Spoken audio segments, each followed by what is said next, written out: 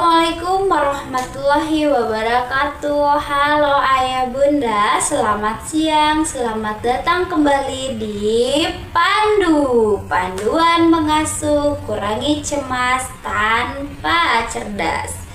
Ruang kita untuk belajar dan bertumbuh menjadi orang tua yang lebih baik.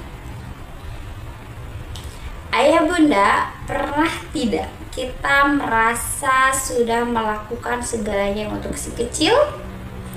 Memberikan mainan terbaik, sekolah terbaik, makanan terbaik, tapi kita pernah berhenti sejenak dan bertanya, apakah mental mereka baik-baik saja? Hari ini kita akan membahas topik yang sangat penting dan mungkin sedikit menusuk ke dalam hati kita sebagai orang tua. Kita akan bicara jujur tentang 5 kebiasaan yang sering kita lakukan yang tanpa sadar justru bisa merusak fondasi mental anak kita, terutama di usia dini. Kenapa fokusnya di usia dini? Karena di usia 0 sampai 8 tahun inilah otak mereka berkembang paling pesat dan cepat. Mereka seperti spons, mereka menyerap segala sesuatunya yang ada di sekitar kita. Cara kita bicara, cara kita merespon, itu semua membentuk cara mereka melihat diri sendiri dan dunia ini. Tenang, saat ini bukan untuk menghakimi. Saya pun sebagai seorang ibu masih terus belajar dan terus belajar. Tujuan kita hari ini adalah untuk sadar, karena kesadaran adalah langkah pertama dari perbaikan diri. Jadi, siapkan secangkir teh hangat, cari posisi yang nyaman, kita akan menyelam lebih dalam. Kita masuk ke kebiasaan pertama, membandingkan. Kebiasaan pertama yang paling klasik dan mungkin paling sering kita dengar atau bahkan kita lakukan, yaitu membanding-bandingkan anak. Lihat tuh, kakak kamu usianya 3 tahun sudah bisa baca, kok kamu belum? Lihat tuh, anak sepupu mama makannya sangat lahap, kok kamu susah banget sih? Kenapa kamu gak bisa sepintar mereka?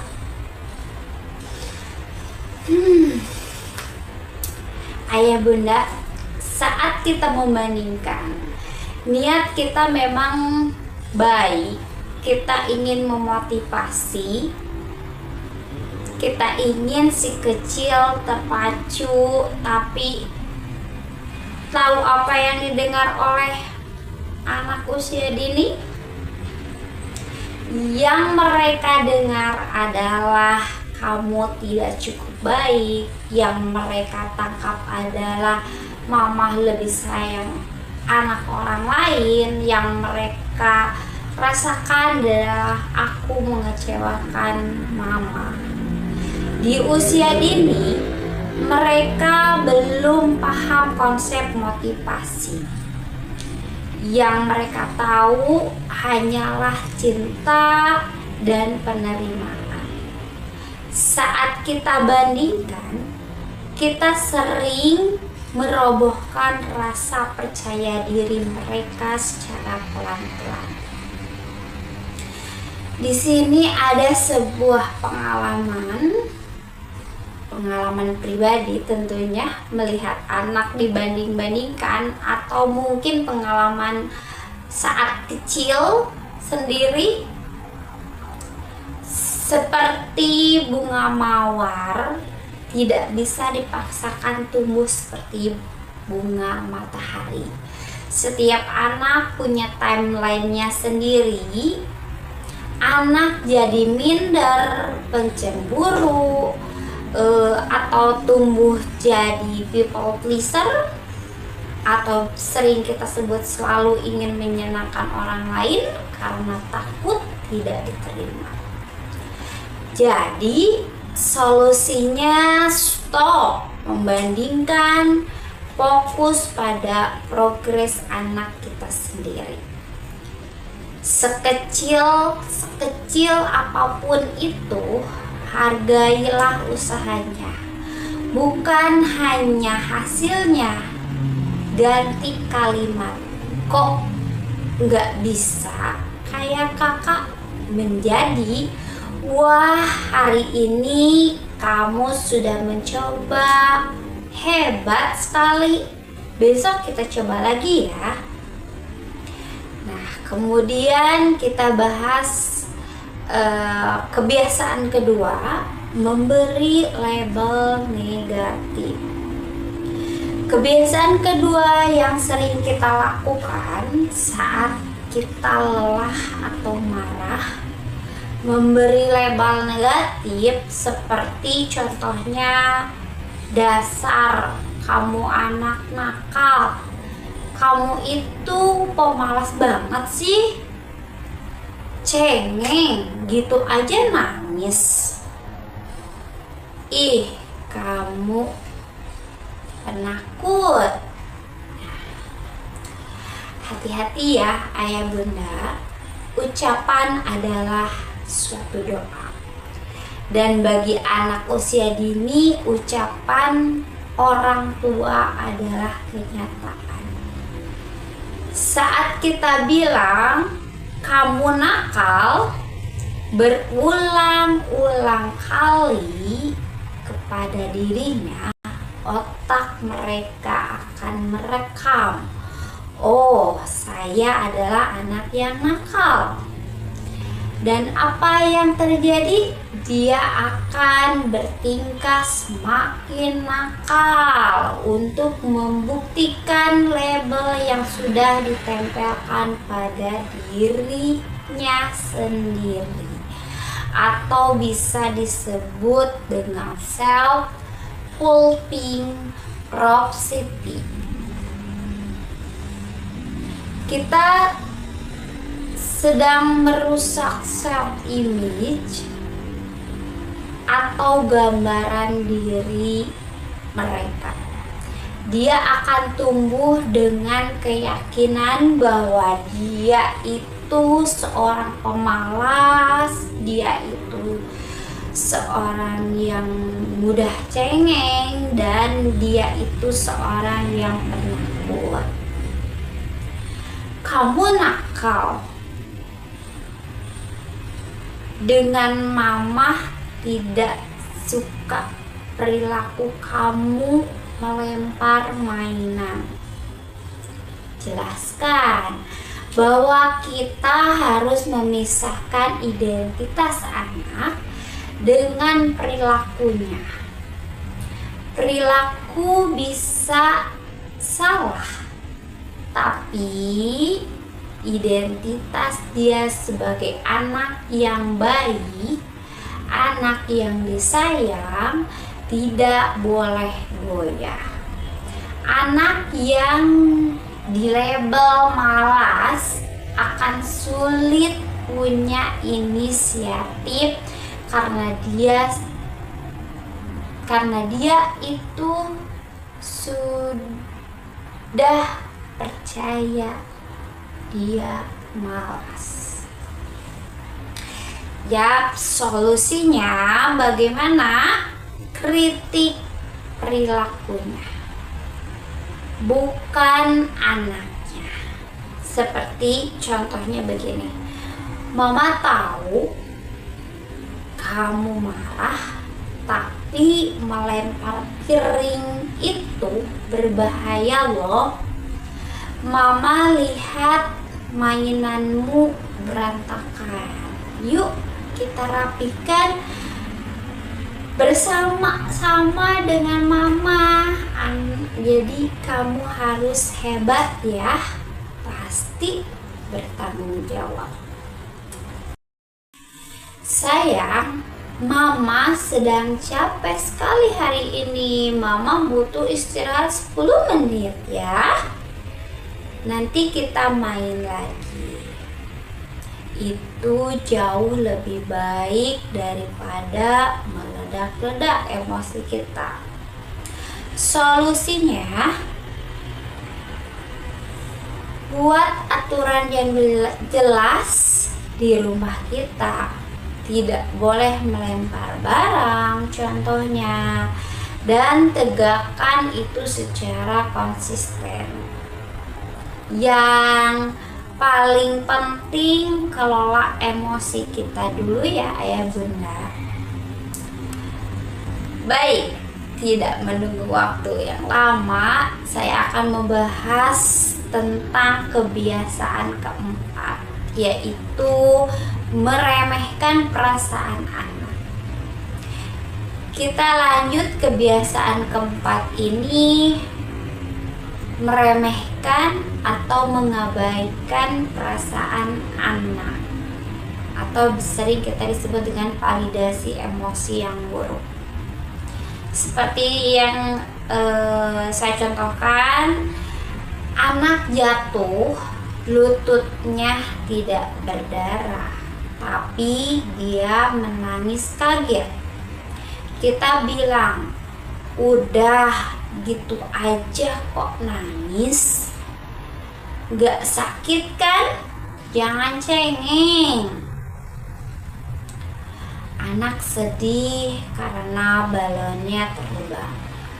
Kita bilang, halah, cuma balon, nanti bisa beli lagi. Saat kita melakukan ini, kita sedang mengirim pesan yang sangat berbahaya. Perasaan kamu tidak penting, sedih itu salah, marah itu tidak boleh. Padahal anak usia dini itu sedang belajar mengenal emosi. Ada mengenal emosi marah, sedih, kecewa, takut. Itu sama, semua normal. Kalau sejak kecil perasaannya selalu meremehkan, dia akan tumbuh menjadi dua tipe orang dewasa. Tipe yang pertama, dia mati rasa, tidak bisa mengenal emosinya sendiri, sulit berempati.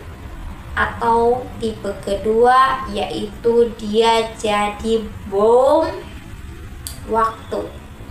Emosinya meledak-ledak karena tidak pernah belajar cara mengelolanya dengan sehat. Jelaskan pentingnya validasi. Validasi bukan berani membenarkan perilaku. Validasi adalah mengakui perasaannya. Oh, kamu kaget ya tadi saat terjatuh? Sakit ya?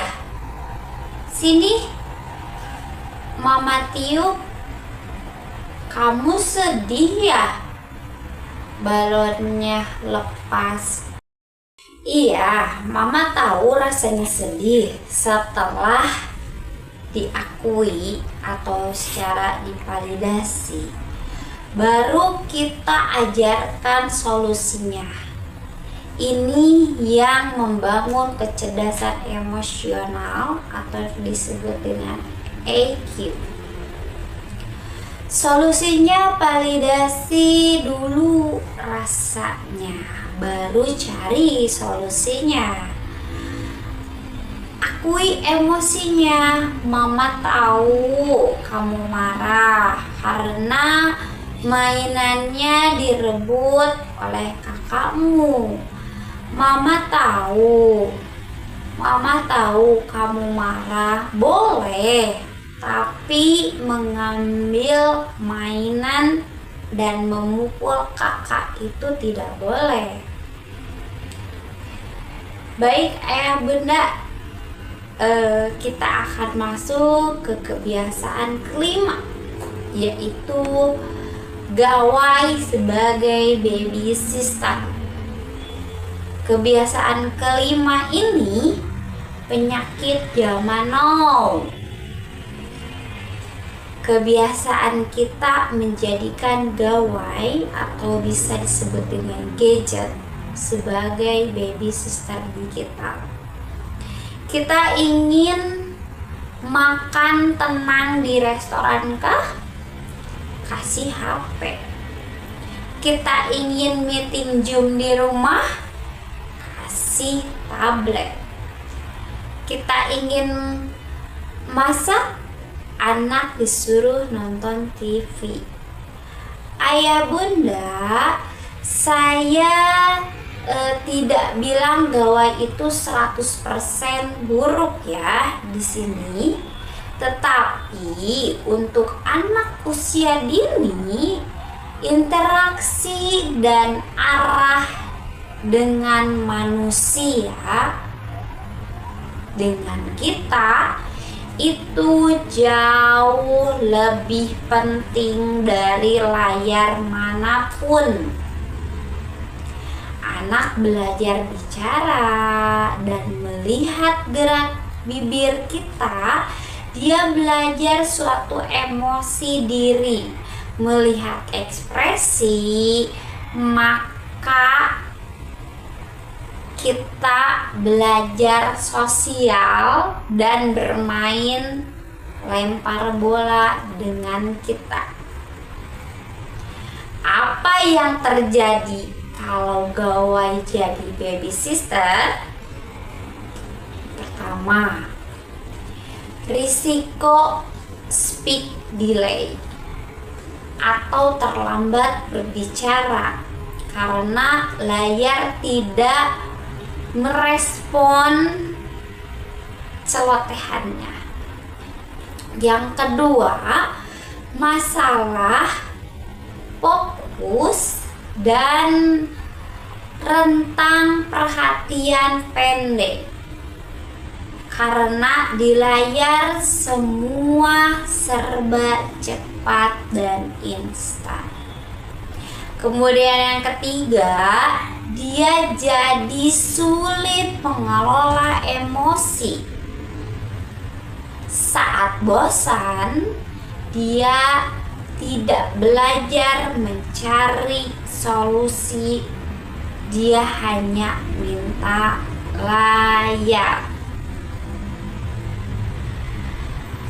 Di sini mungkin saya akan menjelaskan rekomendasi screen time dari WHO atau IDAI. Jika Anda tahu, tekankan bahwa yang bahaya bukan hanya durasinya, tapi hilangnya interaksi manusia. Saat anak main gadget, dia kehilangan kesempatan untuk main balok, lari-larian, dan sekedar ngobrol sama kita. Mentalnya jadi kosong karena koneksi emosionalnya yang tidak terisi. Solusinya, batasi screen time dengan tegas, tapi yang lebih penting, dampingi. Kalaupun harus nonton, nontonlah bersama. Jadikan ini bahan obrolan. Tadi ikannya warna apa ya? Dia sedih atau seri? Sediakan alternatif yang lebih menarik waktu itu. Itu adalah salah satu pertanyaan untuk anak kita ketika sedang asik menontonnya sendiri. Kemudian solusinya, batasi screen time dengan tegas. Tapi yang lebih penting, dampingi kalaupun harus menonton. Nontonlah bersama. Jadikan itu bahan obrolan. Seperti contohnya, tadi ikannya warna apa ya? Apakah ekspresi yang ia berikan dia sedih atau senang? Dan sediakan alternatif yang lebih menarik waktu itu.